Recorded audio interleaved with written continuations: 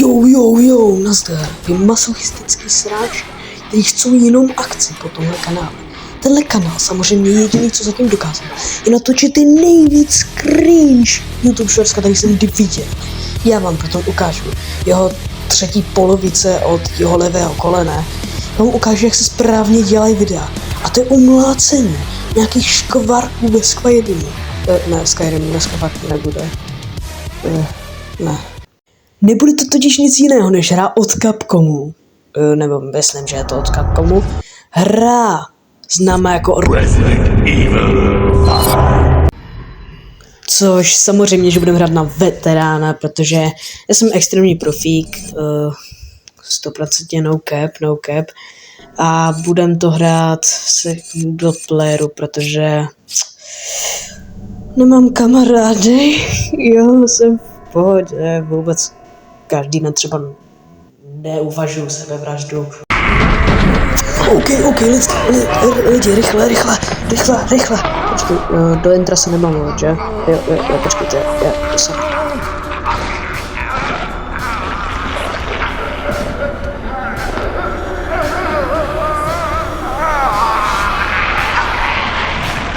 Captain Deshant here. We've secured the underground route to the coordinates. I should have seen it coming. It didn't take long after the fall of the Umbrella Corporation for their bioweapons to end up in the hands of terrorists. A new era of bioterrorism descended upon vulnerable countries, shifting the balance of power throughout the region.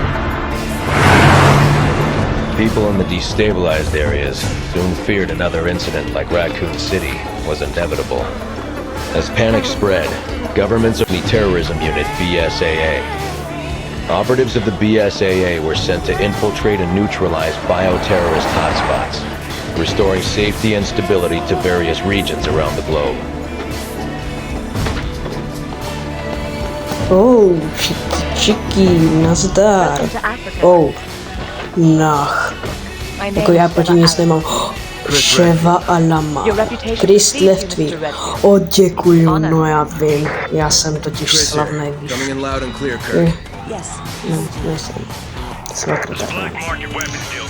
A občas tu lidi budou takový prostě střihy, kvůli tomu, že fakt nepotřebuji vám dávat úplně všechny cutscény. Nepotřebuju.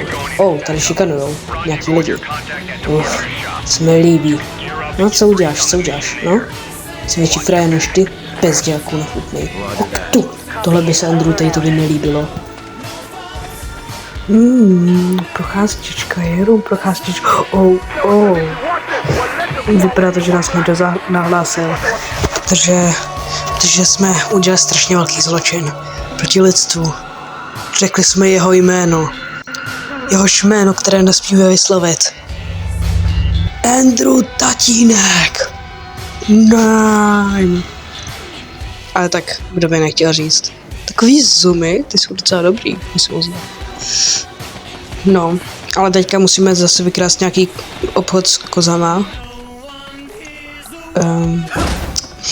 Nebudem se o tom bavit a otevřít dveře, no. Dobrý, no. Tam nakráčím totálně jak Sigma, problém s tím porcem. A proč vůbec jdeme kam koupit maso nebo co?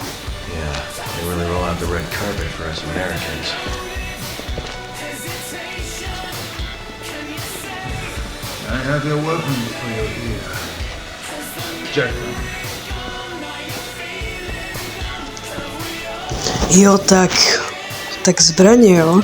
To jdem kam? Do americké školy nebo co? No, ale tak třeba ano, víte co? Ale já bych se možná daroval Ševě nějaký ammo, protože on je můj pat a ona vůbec nic nemá, takže stejně všechno bude za mě, protože já umím hrát, protože jsem strašný profík, víte co? Úplně nejlepší. Lahůdka, teda co? Fuj. Fakt nechutný. Ale občas je fakt strašně nechutná. Nedávám to. Hodně to nedávám. Tak jdeme vyrabovat baráky, jako vždycky. To mi připomněl jeden vtip, ale tady ho asi říct nemůžu. Ježiši. Střílet to asi nebudu, co? Radši ne. Jsem totiž stupid. Ne, nebudu tam dávat tu čepici, prostě jsem línej. Tak strašně línej. Celkově tohle video je taková tohle věc, kterou jsem dal jako pojistku a kámošovi a... No teďka to bude těžký, ale...